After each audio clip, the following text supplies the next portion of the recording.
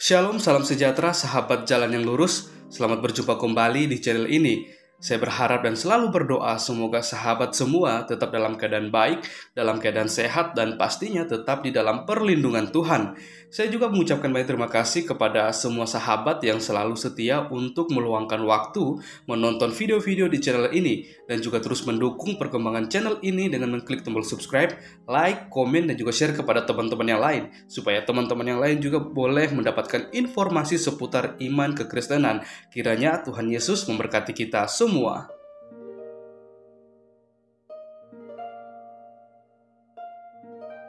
Puji nama Tuhan, sahabat yang diberkati dan dikasihi oleh Tuhan kita Yesus Kristus. Di kesempatan kali ini kita akan kembali lagi melihat serta menyimak suatu debat atau diskusi yang sangat menarik antara para apologet Kristen dan juga bersama dengan Ustadz Tsuma dan kawan-kawannya. Kita akan melihat bagaimana apologet Kristen akan melontarkan beberapa pertanyaan kepada Ustadz Tsuma dan kawan-kawannya mengenai iman kekristenan. Mengapa mengenai iman kekristenan? Karena Ustadz Tsuma bersama kawan-kawannya kerap kali selalu membahas tentang iman kekristenan.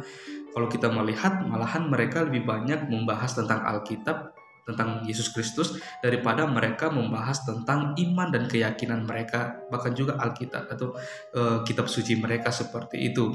Maka dari itu kita akan melihat bagaimana keberlangsungan diskusi atau debat tersebut.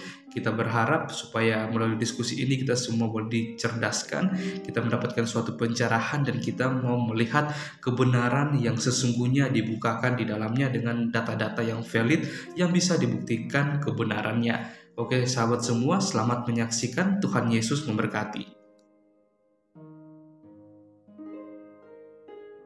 Tentang yang high dimensi, 4 dimensi apa yang lebih tinggi gitu ya. Tubuh kita ini tidak koheren untuk masuk ke 4 dimensi. Akal pikiran kita ini memang sangat terbatas untuk masuk ke dalam 4 dimensi. Ya, orang manusia bisa masuk ke dalam 4 dimensi atau yang lebih tinggi lagi itu kalau melalui penglihatan, melalui mimpi, ya, atau nanti ketika kita bangkit, kita ini semua frekuensinya diubahkan ke dalam satu dunia yang baru zonanya itu bisa masuk. Maka sebenarnya kebodohan dan ketololan kita ini manusia, ya, kita ini ngomong konsep-konsep Tuhan dengan zona kita yang 3 dimensi ini. Sementara kalau kita masuk ke dalam ranahnya Tuhan, high dimensi, kalau kita masuk ke dalam fisika kuantum, itu bicara tentang Tuhan atau keberadaan yang sang hakikat itu sendiri di luar dari ruang dan waktu. Itu maksudnya dalam segi kuantumnya. Nah, bagaimana caranya supaya manusia ini bisa menjangkau? Manusia kan sok-sok mengkonsep gitu ya, manusia nggak bisa menjangkau, melihat nggak bisa. Jadi caranya gimana? Ada 2 dalam filsafat dia, lex humana dan enak. Yang pertama, lex humana itu hukum manusia. Hukum manusia itu nggak boleh dimasukkan ke dalam zonanya Tuhan. Jadi kenapa begini, kenapa nggak bisa? Karena namanya lex eterna itu hukum Tuhan. Ranah Tuhan itu sendiri yang menjelaskan tentang dirinya sendiri. Jadi bagaimana cara manusia bisa mengenal Tuhan? Itu harus Tuhan sendiri yang menyatakan dirinya. Kita nggak perlu konsep apa dinyatakan Tuhan, itulah yang kita paparkan, itu yang kita narasikan, itu yang kita imani. Nah, di dalam kekristenan pernyataan Tuhan yang tidak terlihat, yang tidak terjangkau itulah Yesus Kristus. Ya, itu ada di Filipi. Caranya bagaimana? Caranya harus yang dari high dimensi itu masuk ke bawah, turun ke bawah. Kalau dari bawah naik ke atas itu nggak bisa, mustahil. Jadi kuncinya untuk melihat segala sesuatu, membayangkan segala sesuatu, mengkonsep segala sesuatu yang masih abstrak dalam pikiran, yang nggak bisa itu hanya didapat melalui satu realita konkret, yaitu adalah Yesus Kristus sendiri. Itu dia Bang Cuma. Thank you. Ya, baik. Jadi kalau ini yang saya maksud karikatur ya. Ketidakberdayaan manusia kemudian sehingga manusia itu mewajibkan pencipta itu menjadi wujud, menjadi ada dalam keberadaan makhluk. Ini karikatur. Karena ketidakberdayaan melihat angin, maka angin kemudian diupayakan berubah menjadi uap yang terlihat. Karena ketidakberdayaan melihat sesuatu, maka akal dimainkan untuk kemudian mengadakan sesuatu ini menjadi ada. Ini yang saya maksud karikatur. Padahal yang dikatakan pencipta Khalik itu sudah pasti tidak serupa dengan apa yang kita lihat, apa yang pernah kita dengar, apa yang pernah kita rasakan. Karena kita berada pada dimensi biologis. Segala sesuatu yang dapat dilihat itu sudah pasti hal baru. Dan pencipta langit dan bumi sudah pasti tidak punya awal, apalagi akhir. Kalau dimensi Tuhan dimasukkan ke dalam dimensi makhluk, maka seluruh aspek yang ada pada diri Tuhan itu seketika menjadi makhluk. Seperti misalnya, ini logika, berbicara mengenai kekuatan logika.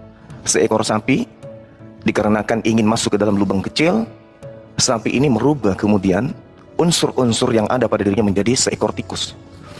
Maka sifat yang ada sapi sudah pasti hilang. Yang ada sekarang adalah muncul sifat tikus. Tadinya makan rumput, begitu menjadi tikus, yang dimakan adalah keju. Nah ini kalau kita menggunakan akal-akalan, bisa saja tikus itu kita mengatakan dia akan makan ilalang. Bisa kalau akal-akalan, karena kita yang membuat karikatur itu. Tetapi kalau kemudian kita menggunakan konsep logika, logisme, ya logis itu ada logis artinya masuk akal, maka tikus tidak akan mungkin kemudian ya makan sesuai dengan bukan kodratnya. Oleh karena itulah Tuhan adalah sesuatu yang tidak bisa menjadi makhluk, karena dia Tuhan. Tuhan tidak bisa jadi makhluk, makhluk tidak bisa jadi Tuhan karena dia adalah makhluk. Nah kalau dikatakan dengan alasan dia maha kuasa, sehingga dia mampu kemudian merubah identitas, merubah diri, merubah wujud, merubah keadaan dirinya, maka kata berubah ini itu sudah memiliki nilai yang harus kita suka ataupun tidak, harus kita akui. Merubah berarti menciptakan. Ada hal mustahil Tuhan menciptakan dirinya. Karena kenapa? Dimensi kekuatan akal, segala sesuatu yang dicipta itu sudah pasti bukan Tuhan. Jadi Tuhan sekalipun dipaksakan menciptakan dirinya dalam bentuk manusia, status manusia itu bukan lagi pencipta, tapi status manusia ini sudah Tuhan. Maka bubarlah sudah, tak usah berakal kita. Kalau ternyata kita dipaksa kemudian untuk mengakui sesuatu yang tidak maha tahu adalah Tuhan. Nah, makanya saya mengatakan bahwa kalau karikatur yang dibuat kemudian ingin ditabrakkan kepada logika, selama orang itu sehat, itu tidak akan pernah bisa. Karena pada sisi Tuhan ada hal yang mustahil. Mustahil Tuhan itu mati, mustahil Tuhan itu punya keterbatasan, mustahil Tuhan itu kemudian menjadi makhluk, membutuhkan makan minum. Tanpa makan dia tidak bertumbuh, tanpa minum kemudian dia akan jadi seperti makhluk bonsai. Nah inilah yang saya katakan bahwa kekuatan berpikir tanpa ditopang oleh wahyu. Wahyu ini adalah kalam ilahi, bukan perkataan manusia, bukan karangan manusia, tapi harus wahyu. Maka apabila kita kemudian ingin mengakal-akali, apapun itu bisa jadi. Tetapi berkaitan dengan Khalik sang pencipta itu tidak bisa diakalin. Harus berdasar terhadap standar logisme, standar pikiran yang Allah sebutkan, yang Tuhan sebutkan kemudian kepada kita adalah keberadaan tertinggi pada ciptaannya, yaitu akal. Saya kira begitu. Jadi kalau misalnya hanya ketidakberdayaan kita kemudian melihat pencipta, lantas kemudian sona itu dianggap Tuhan, itu nggak ada karena dia tidak pernah mewujud menjadi makhluk, maka ada yang tidak beres. Apakah agama kita yang tidak beres, atau justru ada settingan yang kurang pas pada tempatnya? Saya kira begitu. Terima kasih. Ya, thank you. Boleh langsung ditanggapi? Langsung aja ya. Oke. Ada beberapa poin yang saya catat dari Bang Juma di sini ya, bicara tentang standar logisme. Standar logisme siapa? Ini ada banyak ribuan manusia di dunia ini, mau standar logika siapa mau dipakai? Apa hukumnya untuk masuk ke dalam standar manusia? Contoh begini, Tuhan tidak bisa mati, itu standar logika manusia. Makanya tadi di awal aku bilang, itu ada dua, lex humana, lex eterna. Itu ada hukum manusia, ada hukum Tuhan. Hukum manusia itu harus tunduk di bawah hukum Tuhan.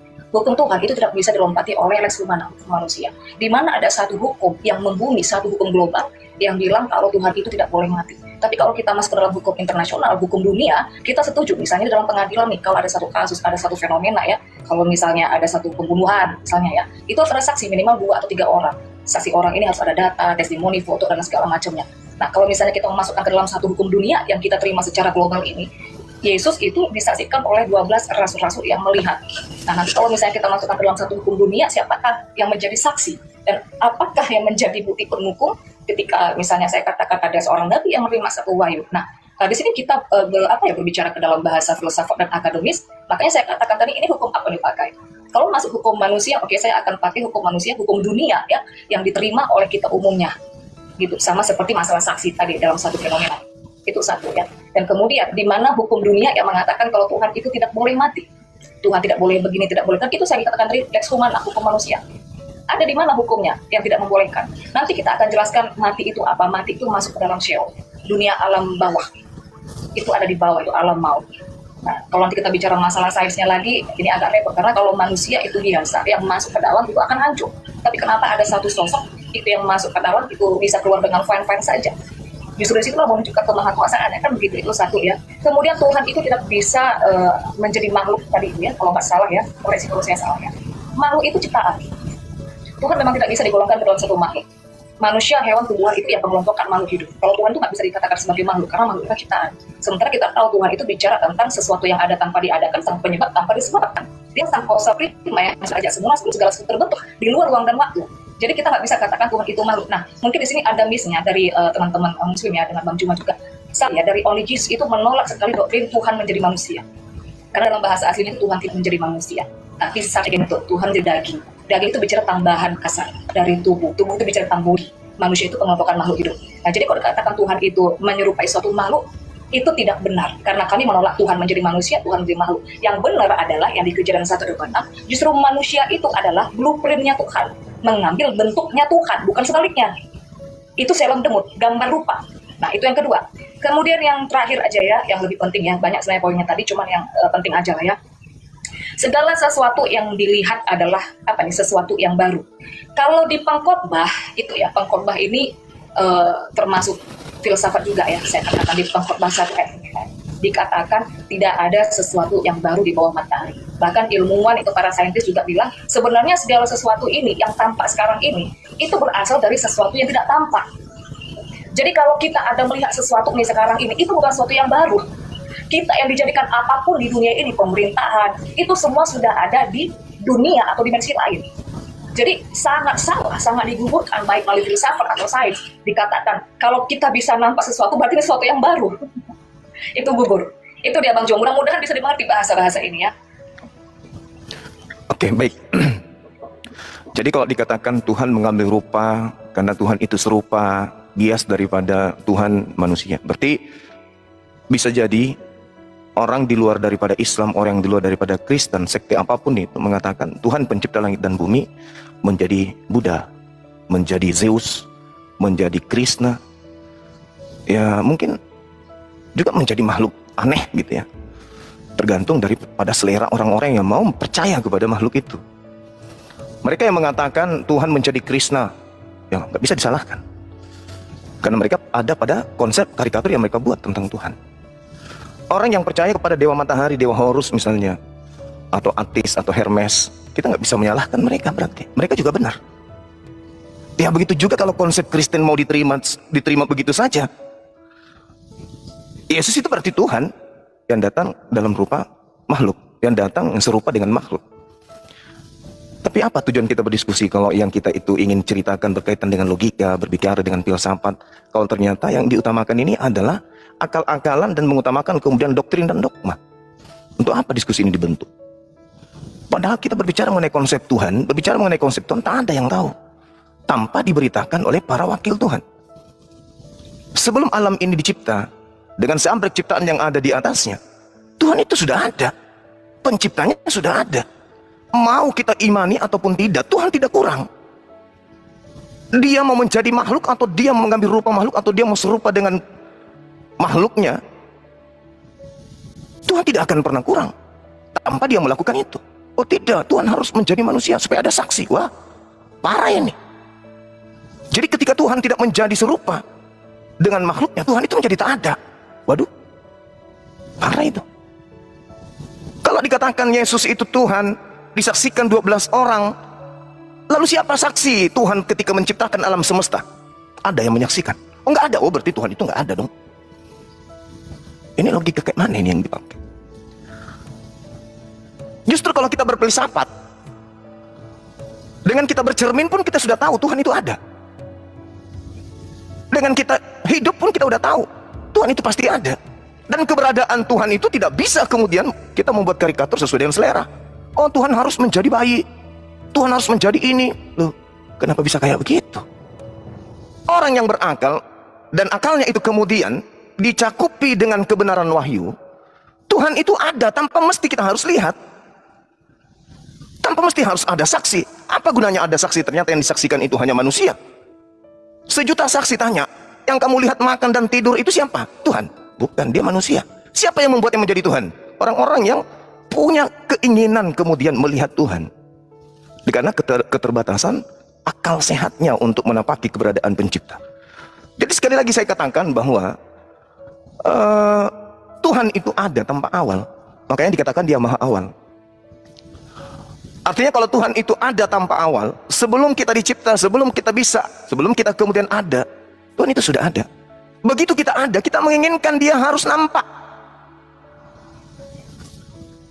Kalau dia nampak berarti dia sudah bukan Tuhan. Karena dia memiliki keterbatasan. Nah sekarang, saya sebagai orang beriman, itu kekuatan logika. Kekuatan logika sederhana yang orang awam pun bisa paham. Nah sekarang, sebagai orang beragama, saya tidak bisa lepas dari dalil. Maka sebagai muslim, saya mengajukan sebuah dalil dalam kitab suci saya, laisa kamitslihi syai'. Tuhan itu tidak serupa dengan apapun. Dan itu para nabi juga menyampaikan. Menurut internal Judaism. 2 Samuel 7 nomor 22, Tuhan itu maha besar. Tuhan itu maha besar dan tidak serupa dengan makhluk. Yeremia 10 nomor 6, Tuhan itu maha tinggi dan tidak serupa dengan makhluk. Lalu kita siapa? Kalau Tuhan sendiri sudah menyatakan dia tidak serupa dengan apapun, lalu kemudian oh tidak, Tuhan itu harus turun supaya kita saksikan. Ini apa-apaan ini? Nah itulah yang disebut di dalam Islam orang-orang kufur, orang-orang yang ingkar, menolak kemudian keberadaan Tuhan apabila Tuhan itu tidak nuzul menjadi bayi. Nah saya kira begitu saudara ya. Jadi kalau berbicara mengenai filsafat, orang filsafat pun, bahkan yang menemukan filsafat pun hari ini mereka bertuhan. Bertuhan kepada hakikat yang maha tinggi, maha suci, tanpa mereka harus menjelmakan atau membuat Tuhan itu menjadi sesuai apa yang mereka inginkan. Demikian sementara, silakan. Assalamualaikum warahmatullahi wabarakatuh. Lanjut dulu. Ya memang lanjut, itu aja yang muncul. Waalaikumsalam warahmatullahi wabarakatuh. Iya. Iya juga guru. Oke, thank you. Sakit mata. Ya lanjut. Iya, sedang sakit kantong lah, itu bahaya. Kalau terisi kantong Bang Juma bagi-bagilah kemari, jangan makan dulu. Iya. Lanjut. Iya, aku suka dengan komunikasi atau pembicaraan, tapi tidak stuck masalah di ayat-ayat biasa saja ya, tapi mengundang kekritisan pikir. Di sini ada beberapa yang harus aku counter dan aku harus mengulangi kembali. Mungkin terjadi bias kognitif ya kepada Bang Juma. Sebenarnya aku sudah jelaskan, bukan Tuhan itu yang menyerupai makhluk. Ya. Mau nanya dulu, Bang Juma pernah ngelihat Sefirot nggak? Ya, Tree of Life, 10 pohon kehidupan. Ya. Biasa. Nah, jadi begini. Gambarnya tapi. Ini sama. Ya. Tuhan itu bukan menyerupai makhluk. Sekali lagi, kami menolak Tuhan menjadi manusia. Tidak pernah Tuhan menjadi manusia. Ya Tuhan, manusia. Tuhan mau di Pluto, mau di alam barzah, mau di dunia mana, mau di manapun, tetap Tuhan. Tidak pernah berubah menjadi apapun. Nah, makanya saya katakan di Kejadian 1 ayat 26, di sana manusia bahasa Ibraninya Adam ya. Manusia itulah yang diciptakan sesuai dengan representasinya Tuhan, sesuai dengan blueprintnya Tuhan. Selem demut, gambar rupa. Jadi kalau masalah selem menu itu bicara tentang pikiran, emosional, kehendak. Kalau demut itu bicara seperti ukiran, pola, peta. Coba buka aja nanti kalau punya interlinear, aku bisa buka nanti kalau misalnya diizinkan buka, tapi ini aku sampaikan narasi supaya tidak wasting time ya. Selem demut. Jadi demut itu bicara body physically, soma. Body itu ya kepala, tangan, kaki, bentuk pola. Kalau kita menjahit, kita harus ada polanya kan. Nah jadi Adam itu diciptakan sesuai dengan selem demut representasi Tuhan. Nah kalau di dalam Kabbalah itu mereka bikin satu gambar peta itu Sefirot. Jadi di situ ada dat, ada keternya, ada binahnya, ada apanya. Nah yang 3 di atas itu bicara intelektual, makanya kita pun punya intelektual. Yang 7 itu bicara tentang emosional. Jadi Tuhan itu adalah intelektual, Tuhan itu juga punya emosional, pikiran, perasaan. Jadi ini Adam. Jadi bukan sebaliknya Bang Juma, once again, bukan Tuhan yang menyerupai makhluk, tetapi ini makhluk, ini Adam diciptakan sesuai dengan bentuknya Tuhan. Itu yang pertama, Kejadian 1:26 ya. Kemudian Tuhan itu ada, kita sama-sama tidak menolak kalau Tuhan itu ada. Bahkan dia itu adalah keberadaan itu sendiri, keberadaan awal. Nah tadi itu Bang Juma sudah cukup betul. Ketika menyebut maha awal, makanya di Alkitab yang disebut Alfa, maha awal, dan akhir Alfa Omega itu adalah Yesus itu sendiri. Saya pakai data Alkitab, bukan data dari mana ya, karena ada definisi maha awal, saya kaitkan benang merahnya ke maha awal di Alkitab. Alfa itu menunjuk kepada Yesus itu sendiri, sang kausa prima, keberadaan awal. Nah kemudian yang ketiga, nah ini tadi Bang Juma kan katakan Tuhan itu nggak bisa dimasukkan sesuai dengan selera-selera kita. Tapi narasi Bang Juma, kenapa Tuhan itu begini? Itu sebenarnya kan sudah membuat Tuhan sudah dengan selera kita. Seolah-olah kita dimasukkan satu hukum kepada sesuatu yang lebih tinggi. Makanya di awal saya katakan, sudah benar sebenarnya akal rasio manusia itu untuk menjangkau yang high dimensi itu sulit. Makanya bagaimana caranya kita bisa menjangkau, bagaimana caranya manusia melihat, itu harus yang dari high dimensi, itu masuk ke dalam dimensi kita. Artinya kalau memang dia menyatakan sesuatu, inilah yang kita terima. Bukan kita ini yang membangun-bangun narasi, konsep atau imajinasi. Nah, ini yang bertabrakan. Nanti saya akan masukkan mulai dari perjanjian lama, tanah, ya, di mana sebenarnya Yahudi ini adalah yang lebih tua dari Kristen dan Muslim. Kita ini harus berakar dari sana. Karena Islam juga membawa Musa, juga Abraham, sama dengan Kristen, maka kita harus stressing point ya, berangkat dari Tuhan Musa, Tuhannya Abraham. Nah, siapa kan begitu. Kemudian bicara logika, dari tadi kita bicara logika ya Bang Juma ya. Logika, logos, itu adalah Yesua itu sendiri. Itu di Yohanes 1 ayat 1, sang logos. Jadi sang logika itu dia sudah ada sebelum segala sesuatu itu ada. Dan sang logikos itu, sang firman itu adalah Yesus itu sendiri. Makanya saya setuju ketika kita berbicara tentang teologi ya, kita tidak boleh hanya bicara rasa-rasa. Harus rasio. Begitu. Nah, rasio apa yang mau dipakai? Saya kembali begini ke dalam Tuhannya Musa. Musa orang Ibrani, Abraham itu Ibrani. Maka ada dalam satu fenomena dalam perjanjian lama, Tuhan ini ketemu sama Musa. Nah, di sini miss-nya, bagi teman-teman Muslim, Tuhan itu, Yesus itu baru turun ke dunia setelah lahir. Salah. Di perjanjian lama Tuhan itu sudah masuk nih ke dimensi kita. Bedanya dengan perjanjian baru hanya masa dilahirkan. Tuhan menyertai bangsa dengan apapun wujudnya, seperti apapun bentuknya. Whatever, entah dia mau sekecil atom kek, mau seperti angin kek, mau seperti apa, tapi Tuhan itu masuk ke dalam dunia kita, dunia manusia. Jadi bukan hanya di perjanjian baru. Jadi gugurlah dikatakan kalau Tuhan itu harus dilihat, makanya dia dianggap ada, ya. Kenapa harus dilahirkan dan segala macam? Tuhan sudah ada di perjanjian lama, sudah turun ke dunia, sudah disaksikan. Terakhir, Shema. Shema Israel, Shema itu lebih dalam dari apa yang kita tahu ya. Kalau dalam Taurat, Shema itu di akhir Shema dan Eka ya.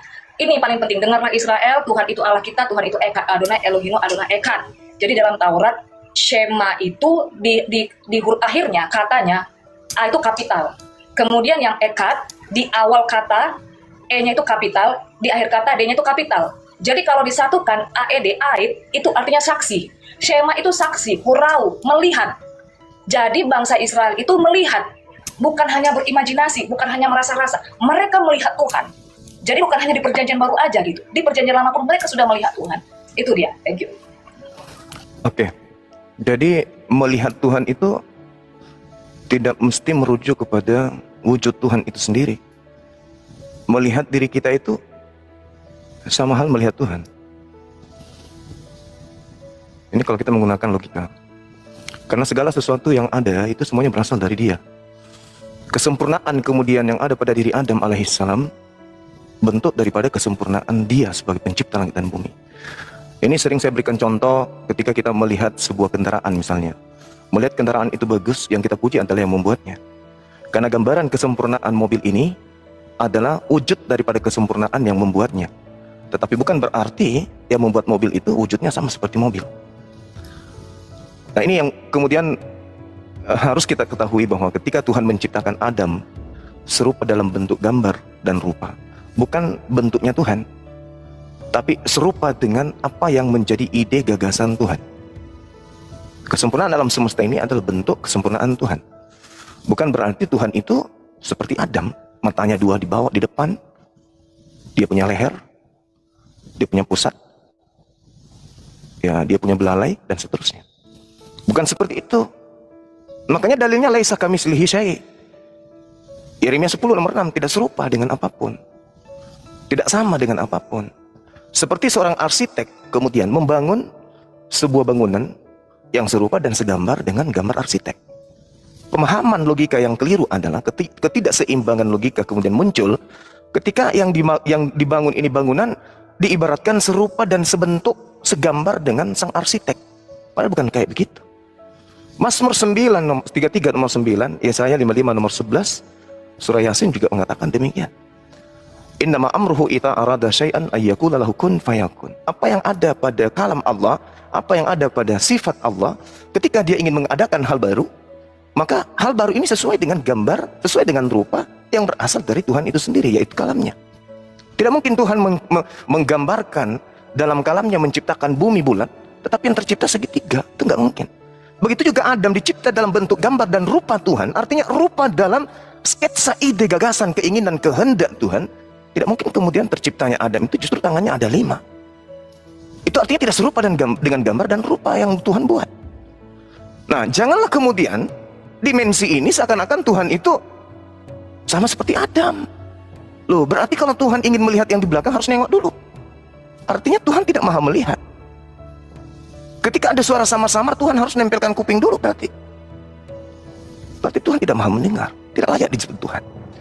Jadi logika yang benar itu adalah apa yang ada pada makhluk itu adalah cerminan dari kesempurnaan Tuhan. Jadi kalau saudari ini tadi mengatakan orang-orang Yahudi melihat Tuhan itu keliru. Bertabrakan dengan pernyataan Yesus, bertabrakan dengan pernyataan Musa. Keluaran 33 nomor 20, tidak ada orang yang bisa hidup melihat Tuhan, tak ada. Faktanya orang-orang Yahudi tidak bermantian ketika dia mengatakan, aku melihat Tuhan di Gunung Sinai. Gak ada yang mati. Karena yang mereka lihat itu adalah pernyataan Tuhan akan keberadaannya melalui makhluk. Melalui tampir, melalui malaikat, melalui wahyu. Begitu juga Yesus, Yohanes 5 nomor 37. Tuhan yang mengutus aku, kamu tidak pernah melihat dan suaranya pun tidak bisa kau dengarkan, tak pernah kau dengarkan. Jadi karikatur yang ada yang dibuat, itu gugur seketika.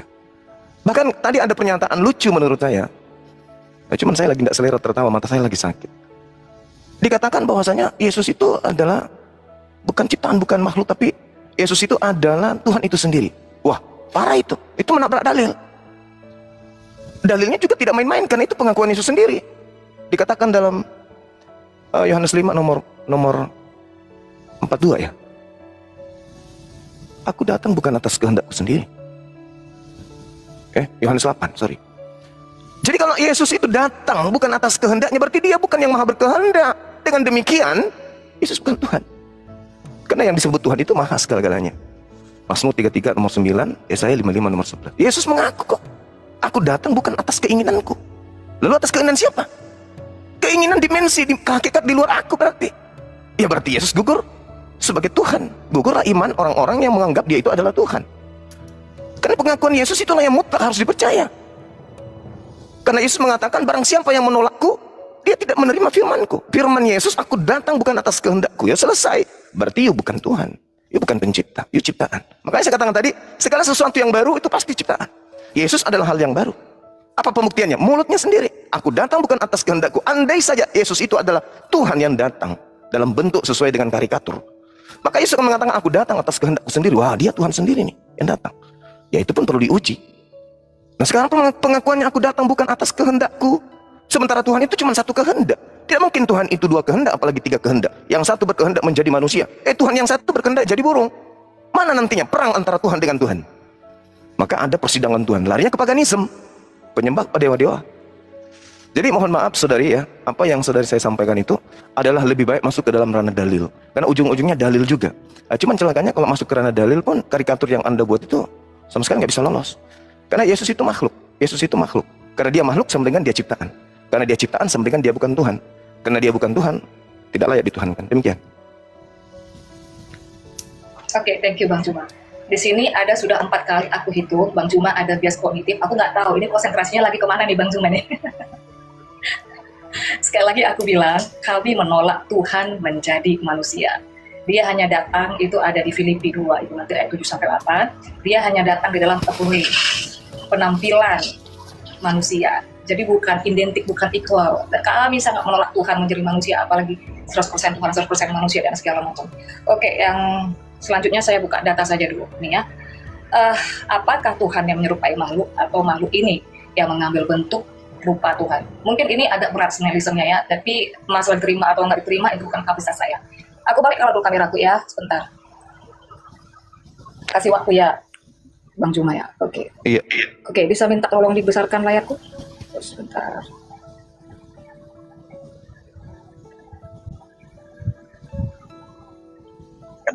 Sebentar ya, agak nge-lag ini, agak nge-lag.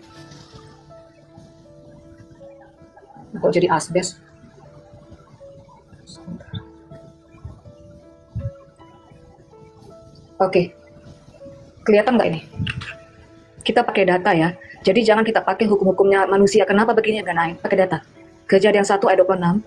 Nah ini. Likeness nih. Artinya apa likeness? Bahasa Inggrisnya. Menyerupai. Ini. Seleb demut. Berasa menukit mutemu. Kita bicara masuk ke demut.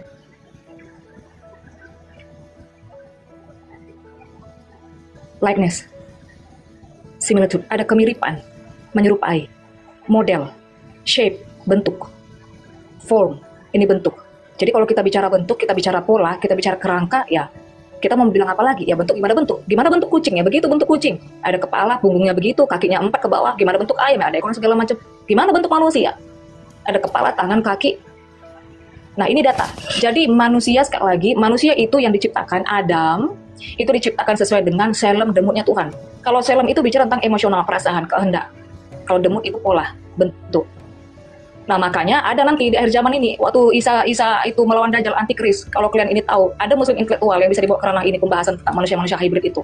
Masalah bentuk yang bukanlah kayak manusia. Ya begitu, jadi Adam itu bicara tentang manusia yang segambar dan serupa dengan bentuk Tuhan. Ada nggak yang tidak segambar dengan serupa Tuhan? Ada banyak. Manusia purba itu nggak segambar serupa bentuk Tuhan. Manusia hybrid itu nanti nggak segambar. Itu hanya Adam. Jadi sekali lagi supaya tidak terjadi bias kognitif kepada Bang Juma, bukan Tuhan yang menyerupai manusia, tapi manusia yang menyerupai. Blueprintnya Tuhan ini aku tutup dulu, aku kasih satu data, sebentar aku jelaskan yang lain. Oke ya, sebentar ya.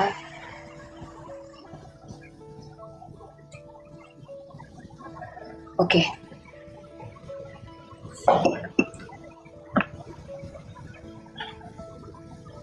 Oke ya. Terus yang kedua tadi tentang segala sesuatu yang baru adalah ciptaan. Itu juga sudah aku jelaskan ya, bahwa di dunia ini tidak ada sesuatu yang baru. Tadi aku sudah kasih ayatnya, tidak ada sesuatu yang baru di bawah matahari ini.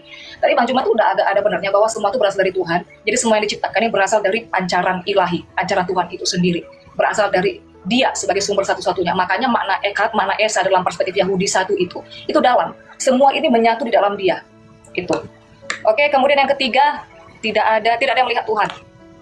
Ini saya kasih contoh ya, ada satu ayat di Alkitab, sebentar saya buka ayatnya. Dia adalah gambar wujud Tuhan, gambar wujud Allah yang tidak kelihatan. Sebentar.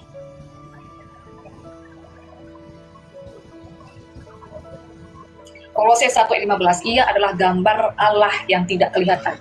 Kalau kita bicara gambar, ini bicara bentuk ya. Gambar, bentuk dan wujud itu beda. Kalau wujud itu bicara misalnya kayak padat, cair, gas, energi. Energi itu bisa dimasukkan ke dalam gas. Tuhan itu kan energi. Spirit, roh, energi, itu bisa dimasukkan ke dalam wujud. Tapi kalau bicara gambar, itu bicara bentuk. Makanya dia adalah gambar wujud yang tidak kelihatan. Nah sekarang kita masukkan ke dalam tawarik. Ya, kita masuk ke dalam tawarik. Ini sesuai dengan sains juga. Di tawarik dibilang, langit di atas langit tidak mampu menampung Elohim.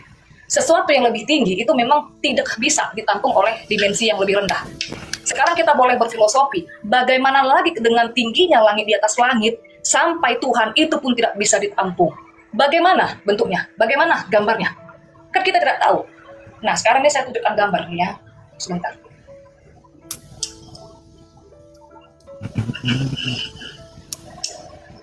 Ini saya tunjukkan, ini gambar harimau. Kelihatan nggak? Besarin host. Oke. Ini ya. Ini gambar harimau. Ini 2 dimensi. Ini hanya ada bentuk atas bawah, tidak ada dalam. Banyak manusia itu mengkonsep Tuhan, mengimajinasikan Tuhan seperti ini, tetapi mengatakan ini Tuhan, padahal ini hanyalah sebagai hasil imajinasi, sebagai hasil kreativitas manusia. Nah, itu satu. Kemudian yang kedua, ini 2 dimensi, kalau kita mau tarik keluar ke 3 dimensi, nggak bisa. Kalau kita bicara masalah 3 dimensi ini, dia harus memiliki bagian dalam. Kalau dia tidak memiliki bagian dalam di 2 dimensi ini, entah bahasa saya terlalu berat ya, tapi ini bahasa-bahasa sains. Karena dia tidak memiliki bagian dalam, ketika ditarik ke 3 dimensi, ini harimau mati. Karena apa? Karena nggak ada bagian dalam, nggak ada organ, nggak ada pencernaan segala macam. Sementara 3 dimensi ini butuh makan dan lain-lain. Jadi nggak bisa. Anggaplah kita ini 3 dimensi. Kita seperti 3 dimensi, ketika kita masuk ke high dimensi, 4 dimensi, kita bukan akan hancur. Tetapi dari yang dimensi tinggi, itu bisa masuk ke bawah. Bisa turun ke bawah. Bagaimana caranya? Tuhan menyatakan diri. Dia yang sesuatu yang besar, yang big, yang dari high dimensi tadi itu, ketika masuk ke dunia manusia, dia menyatakan diri dengan apa saja. Ada dia menyertai bangsa Israel dengan rupa tiang awan, tiang api. Ada dengan angin, gemuruh, menyala api. Ada juga dengan bentuk manusia, namanya antropomorfis. Tapi bukan menjadi manusia, hanya bentuk. Nah sekarang saya katakan ini Bang Juma, ini kita, anggaplah ini dunia kita. 2 dimensi. Ya. Ini gelas, ini sesuatu yang lebih tinggi, yang kita nggak bisa lihat. Kita gambar seandainya di sini. Kita gambar di atas kertas ini. Ya. Kita tidak bisa melihat keseluruhan. Gelas ini kita nggak bisa melihat keseluruhan, karena ini dimensi atas. Kita hanya bisa melihat lingkaran ini. Anggaplah ini pernyataan Tuhan yang terlihat itu. Dari yang tidak bisa kita lihat sepenuhnya. Itu maksudnya tidak ada yang mampu melihat Tuhan. Tapi ketika Tuhan menyatakan dirinya, dia menyatakan dirinya dengan sesuatu yang bisa dijangkau manusia. Ketika dia masuk ke dunia manusia. Nah, kita melihat pernyataan dirinya itu ini, Yesus itu. Pertanyaannya, apakah lingkaran ini bukan generasi ini? Apakah pribadinya, oknumnya bukan satu atau beda? Ya sama. Nah, nanti kalau dibilang, kalau misalnya manusia tidak bisa melihat Tuhan, itu di Alkitab kan di Ulangan sudah dicatat. Sudah saya kasih tahu tadi, sebentar. Di Ulangan 5, ayat 24. Sesungguhnya Allah Tuhan kita telah memperlihatkan kepada kita kemuliaannya dan kebesarannya, bahkan kita telah mendengar suaranya. Tapi bangsa Israel itu bilang, tapi kami tetap hidup. Artinya apa? Karena bukan manusia yang masuk ke sana. Karena Tuhan itu turun ke bawah, dia membuat kapasitas dirinya supaya bisa dijangkau manusia, makanya manusia bisa hidup. Kalau dengan keadaan Tuhan yang sepenuhnya, ya, bayangkan aja berapa ribu volt cahaya mau kita lihat, apakah retina mata kita bisa menangkap? Kira-kira bahasaku ini bisa dimengerti nggak? Jadi Yesus itu adalah pernyataan Allah yang tidak kelihatan, yang tidak terjangkau, yang begitu besar tadi. Tetapi oknumnya, pribadinya cuma satu, adalah Yesus itu sendiri. Itu. Jadi jangan dibilang bangsa Israel itu nggak melihat Tuhan. Big mistake, salah besar. Dan satu lagi ya, kalau kita memakai paradigmanya Musa, Abraham, orang Ibrani. Orang Ibrani itu mempercayai sesuatu yang realita konkret, yang bisa dilihat, yang bisa didengar, yang bisa diraba. Ada realita abstrak.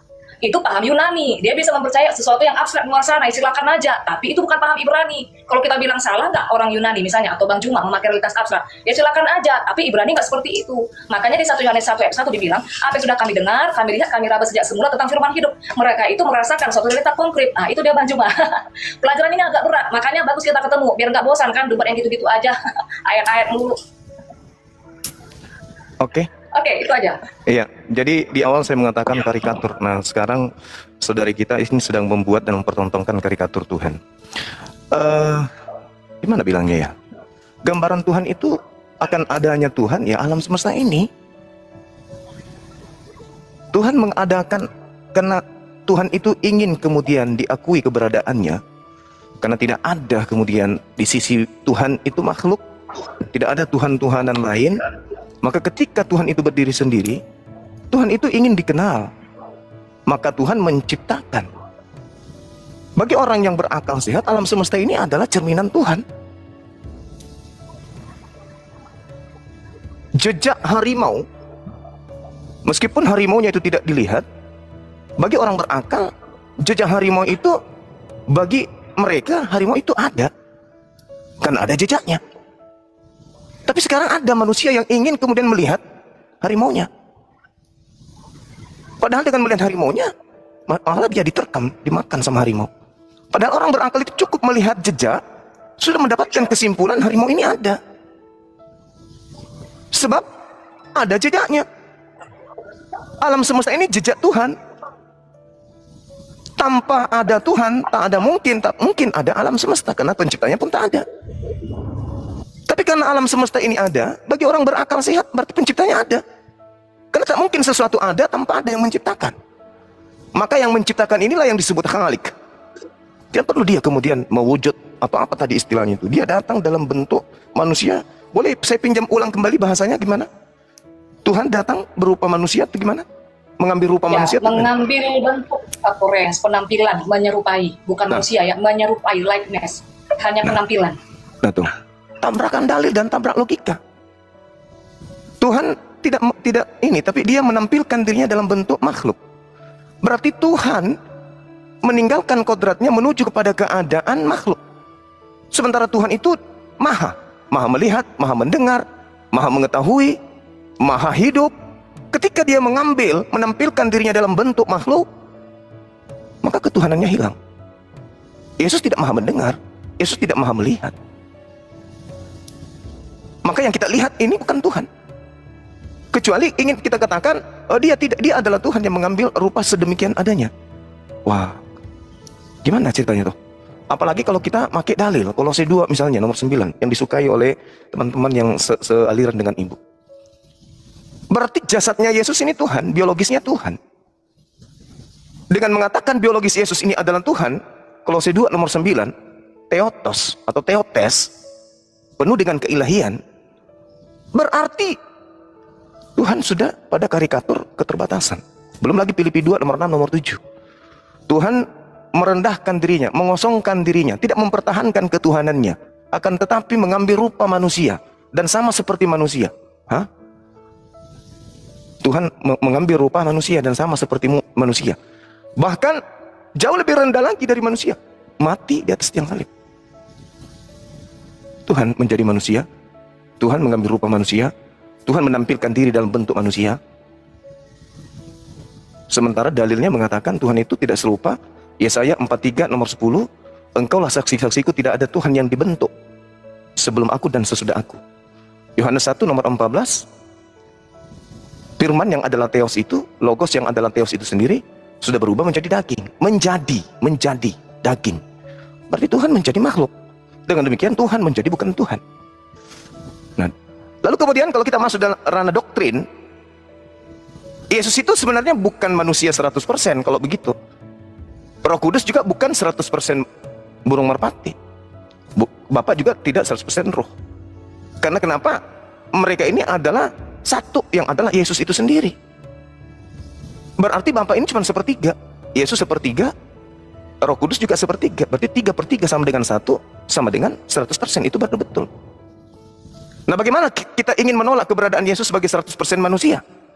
Sementara Yesus itu 100% manusia. Dan tidak ada pada dirinya 1,01% sisi ketuhanan. Apa sisi ketuhanan Yesus kira-kira? Tak ada. Tak ada sama sekali. Tapi saudara berani mengatakan dia adalah Tuhan yang menampilkan dirinya dalam bentuk manusia. Berarti Tuhan sedang bersandiwara, Tuhan sedang berpura-pura menjadi bukan Tuhan. Sudah gugur, dia bukan Tuhan. Tuhan tidak mensifati sifat seperti itu. Kecuali Tuhan yang dibuat sendiri. Mohon maaf ini. Jadi dalil dan akal membantah itu semua. Kecuali akal-akalan dan lagi-lagi doktrin. Kecuali saudara saya ini bisa membuktikan kepada saya bahwa Yesus itu memiliki 0,1% sisi ketuhanan. Jangan 100%, terlalu lebay. 0,1 aja kalau bisa. Jadi karikatur yang saudari saya buat ini gugur. Kecuali kalau Anda bisa menampilkan Yesus 0,1% sisi ketuhanan. Nggak usah 2, nggak usah 3, 0,1 aja. Sisi ketuhanan Yesus itu yang mana sih? Pada saat dia tidur? Pada saat dia makan? Pada saat dia mati atau yang mana? Atau pada saat dia jadi bayi? Silakan, saudari siapa namanya? Pendeta Kesia, silakan. Iya. Saya minum ya, minum dulu ya. Ya, oke, silakan. Sebenarnya Bang Juma, ketika aku meng-counter Bang Juma ini, itu aku merasa hari-harian kayak debat sama Trinitas. Oke ya, sekali lagi, ini sudah kelima kalinya saya katakan, saya itu menolak Yesus itu adalah manusia. Ya, jadi tidak ada istilah 100% manusia, itu nggak ada. Lalu apakah dia makan, apakah tidur, berjalan, dan lain sebagainya, itu menunjukkan apa? Itu ada di Alkitab, itu ada di Ibrani, dia hanya mengambil habit, manner. Kan ada table manner ya, table manner itu aturan-aturan makan, dia gerak-gerik. Dia hanya mengambil kebiasaan, gerak-gerik. Jadi bukan kodrat. Kami sangat menolak Tuhan itu kodratnya manusia. Di dunia ini hanya ada dua, pencipta sama ciptaan. When kami mengatakan ini Tuhan, tidak mungkin dong ini ciptaan. Maka sekali lagi sangat tidak boleh memberikan satu diksi Tuhan itu makhluk. Karena makhluk itu adalah ciptaan. Terus yang kedua, apa tadi aku catat ya, tidak ada Tuhan lain. Tadi Bang Juma bilang, ini poin-poin penting. Kalau kita mau masuk ke dalam paradigma Yahudi sebagai yang tertua, karena kami ini sebenarnya kita ini harus berakar dari Yahudi. Ya, bagi orang Yahudi itu tidak ada sesembahan yang lain selain Yahovah atau Yahweh. Orang bilang whatever terserah ya. Saya lebih suka mengatakan dia Yahovah. Tidak ada sesembahan yang lain selain Yahovah itu sendiri. Akulah Tuhan. Kalau Tuhan kapital itu di Perjanjian Lama menunjuk kepada Yahweh, Yahovah. Dan Tuhan itu adalah singular. Nah, kalau monoteis ketat, orang Yahudi, orang Israel itu begini ya, itu beda dengan monolatris. Nah, ini yang di bawah juga harus belajar. Kalau monolatris itu ada banyak Tuhan, sesembahan, kita pilih nih satu mana yang eksklusif gitu. Nah, tapi kalau monoteis ketat, orang Yahudi, Israel itu, di luar Yahweh ini, itu nggak bisa dikatakan Tuhan, nggak bisa dikatakan sesembahan. Maka, kembali, saya katakan tadi, kalau kita mau masuk ke dalam satu doktrin, kita ini berakar dari leluhur kita, Abraham, kemudian Musa juga Moses sebagai rabi Yahudi yang pertama, maka kita harus membawa Tuhan yang Abraham, Tuhan yang Musa. Di luar Yahovah itu tidak ada Tuhan yang lain. Nah, Apakah teman-teman dari Muslim memakai nama ini? Tidak. Kenapa? Ya tidak tahu. Ada link yang terputus. Tapi kalau saya boleh fair, di dalam kekristenan pun ada link yang terputus. Makanya kami tidak memakai bapak-bapak gereja, karena link itu sudah terputus. Jadi di setiap agama-agama ini ada antisemit, menghilangkan corak-corak bau-bau Yahudi, gitu ya. Bukan kita mau sok-sokan ke-Yahudian. Tapi kalau kita bicara tentang landasan keimanan, kita harus berakar dari sana. Tuhan Musa, Tuhan Abraham, kan begitu. Nah, kemudian yang ketiga, menjadi daging. Menjadi daging. Bang Juma tadi mendeskripsikan menjadi daging itu adalah menjadi makhluk. Tadi di awal aku sudah kasih tahu, ya, manusia itu bukan daging. Apa cuma manusia itu yang punya daging? Ikan punya daging, kambing punya daging, sapi punya daging. Kalau dikatakan manusia, hewan tumbuhan, itu pengelompokan makhluk hidup. Ini gue juga jelas sama Trinitas, mereka payah nangkep. Jadi gue nggak bisa paksa ini kepada yang di luar Kristen. Saya hanya menyampaikan, kan begitu ya. Nah, daging ini bicara tentang bahan tubuh, bukan manusia. Makanya di Yohanes 1:14, di sana tidak ada bahasa Inggrisnya diterjemahkan human, tapi subs. Gitu dia. Jadi sangat tidak bisa kalau kita katakan daging itu adalah makhluk. Lalu daging apa? Lihat saja subjeknya di sana siapa? Hologos. Daging Tuhan itu sendiri. Masa Tuhan punya daging? Nah, di dalam pemahaman Yahudi Mesianik sendiri ya, itu ada literasi dari luar Alkitab, referensi ya. Kalau sebelum dunia dibentuk ini, itu Tuhan punya daging, punya darah. Makanya Adam itu darahnya darah dari Tuhan, dari Yahova. Makanya nanti di akhir zaman yang mau diubah ini adalah struktur DNA dari darah manusia ini, ya, yang pengikut Dajjal di kalian kan, begitu. Nah, jadi Tuhan itu sebelumnya juga punya daging, juga ada darah. Nah, itu ada di pada Adam. Adam tercipta ada daging, ada darah, tetapi bukan equal. Kualitasnya berbeda, hanya mirip. Sama kayak tas Hermes yang palsu sama ori.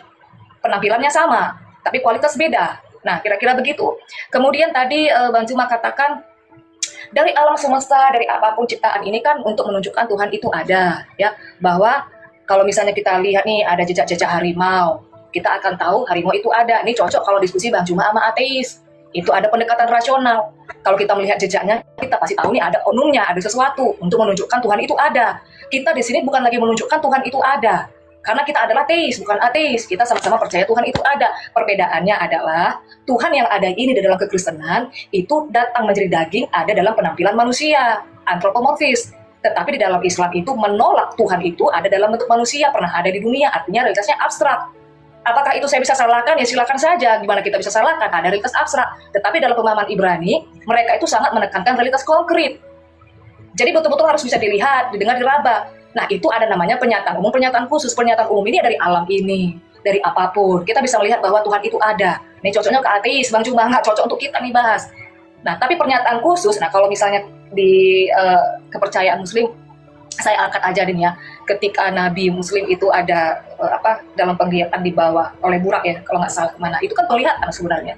Nah, itu pernyataan khusus. Masalah benar atau enggak itu nanti dulu. Nah, pernyataan khusus ini sesuatu yang lebih spesifik lagi, nggak bisa lagi melalui alam, itu hanya pernyataan umum. Nah, keadaan Yesus yang ada ini dalam bentuk dengan gambar seperti itu, yang bisa dijumpai manusia, yang mendatangi bangsa Israel, itu pernyataan khusus, bukan lagi pernyataan umum. Nah, itu. Kemudian yang terakhir, yang poin-poin besar garis besarnya aja. Apa buktinya Yesus itu Tuhan 0,1% aja? Sekarang kita satukan dulu pemahaman kita. Tuhan itu apa? Ntar gua bilang makan itu masukkan sesuatu yang ke mulut, bagi Bang Juma makan itu lompat pagar beda, kan? Nggak bisa nyambung. Nah, setauku nih, coba search aja di mana-mana, search di Google atau di kamus mana. Tuhan, kalau dalam Islam itu Rab. Rab itu Tuhan semesta, Raja, pemilik, penguasa, yang maha menciptakan. Dengan definisi ini, sekarang kita masukkan poinnya kepada Yesus. Apakah dia bisa dibuktikan sebagai Tuhan? Sangat bisa. Kalau dengan definisi Rab seperti ini, Rab itu kan Tuhan, kan begitu ya, pencipta alam semesta. Itu ada di Alkitab, kalau bicara Tuhan semesta. Itu ada di Mazmur 89 ayat 9. Bicara tentang raja, Rab itu raja, itu ada di 1 Timotius 6 ayat 15. Kalau Rab itu artinya pemilik, itu ada di Yohanes 1 ayat 11. Rab itu artinya penguasa, itu ada di Filipi 2 ayat 10. Yang maha menciptakan, Rab itu adalah yang maha menciptakan. Itu ada di Kejadian 1 ayat 1, ya, pada mulanya Elohim menciptakan langit dan bumi, dan ada di Wahyu 10 ayat 6. Jadi definisi ini sudah cukup bahwa Yesus itu adalah Tuhan, Yesus adalah Rab. Sekian Bang Juma, terima kasih. Iya, baik. Yang saya minta itu pada diri Yesusnya sebagai manusia. Saya tadinya itu berharap kemudian saudari ini bisa membuktikan 0,01%, tapi ternyata nggak ada. Kalau hanya mengatakan Tuhan itu maha kuasa di sini, Tuhan menciptakan di sini, ya semua juga orang tahu, anak sekolah minggu juga tahu. Tapi yang kita minta ini Yesus. Pertanggungjawaban Anda melantik anak Maria itu adalah Tuhan itu sendiri. Nah, itu yang harus saudari ini buktikan. Tapi ternyata nggak ada. Kejadian itu Tuhan yang Maha Pencipta. Ya, Tuhan Maha Mendengar, Tuhan Maha Berkehendak. Ya, tapi yang kita maksud ini Yesus. Mana sisi ketuhanannya? Nangis dia, ingin minum susu. Marah dia, mengutuk pohon ara karena kelaparan. Diminta muridnya kemudian untuk bangun pada saat dia di perahu, karena dia tidur. Malah pengakuannya Yohanes 5 nomor 30, aku tidak dapat berbuat apa-apa dari diriku sendiri. Jadi saya tidak menyalahkan saudara, karena itu adalah hak prerogatif saudari saya untuk menuhankan anak orang. Tapi ketika dimintai pertanggungjawaban, karena Yesus sendiri mengatakan, aku tidak berkata-kata dari diriku sendiri. Lalu saudari ini berkata-kata seenak yang tadi itu, dari mana perkataan yang Anda dapatkan? Yesus tidak menambahi, Yesus tidak mengurangi segala firman yang datang kepadanya. Aku tak berkata apapun. Di dalam Al-Quran juga dikatakan begitu. Qala subhanaka ma yakunu li an aqula ma laysa li bihaqqa. Yohanes 12:49. Terus saudari saya ini dengan mudahnya, dengan santai mengatakan, apa tadi itu? Tuhan datang dalam bentuk daging. Tuhan datang dalam bentuk ciptaan. Gimana ya? Daging ini kalau tidak dikasih roh, supaya dia tidak jadi bangkai, bagusnya dibikin coto Makassar aja. Tuhan awalnya ada daging, ada darah. Ini ilmu dari mana lagi datangnya ini? Tuhan itu ada darah, ada daging. Berarti Tuhan punya dimensi makhluk, punya dimensi keterbatasan. Ketika daging ini tidak mandi dalam sepekan, dia dalam musim hujan yang begitu dingin, masuk angin nih daging. Dia harus cari dokter untuk suntik antibiotik. Ada darah. Darah itu berfungsi pada saat jantung itu berdetak. Berarti Tuhan Anda itu punya jantung. Supaya darah ini kemudian hidup dan jantung ini bisa operasional, dia butuh roh. Ketika roh kemudian keluar dari badannya, dari dagingnya, maka dia jadi mayat. Ini apa ini, Mbak? Sementara Tuhan itu tidak bisa dibentuk dalam bentuk apapun. Dalil yang mengatakan itu, akal kita juga mengatakan itu. Kecuali akal-akalan dan imani saja ya bisa jadi. Maka konsep yang saudari saya bawa bukan trinitas lagi, tapi konsep paganisme. Mohon maaf ini. Ini dua catatan yang sangat menggelikan saya. Sementara kalau Anda membaca dalam kitab saudara, di dalam 1 Korintus 15:48, di situ dengan sangat jelas dikatakan Yesus itu sama seperti makhluk yang berasal dari langit. Sama seperti dengan makhluk-makhluk yang berada di atas langit. Berarti zona ini adalah zona ciptaan. Sangat mudah dilumpuhkan konsep ini.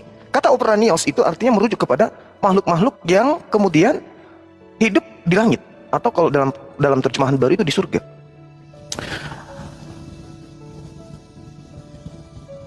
Dikatakan Tuhan awalnya ada daging, ada darah. Tuhan datang dalam bentuk daging. Ini sudah membantah dalil-dalil. Tuhan datang dalam bentuk daging berarti Tuhan datang dalam bentuk ciptaan. Tuhan datang dalam bentuk makhluk.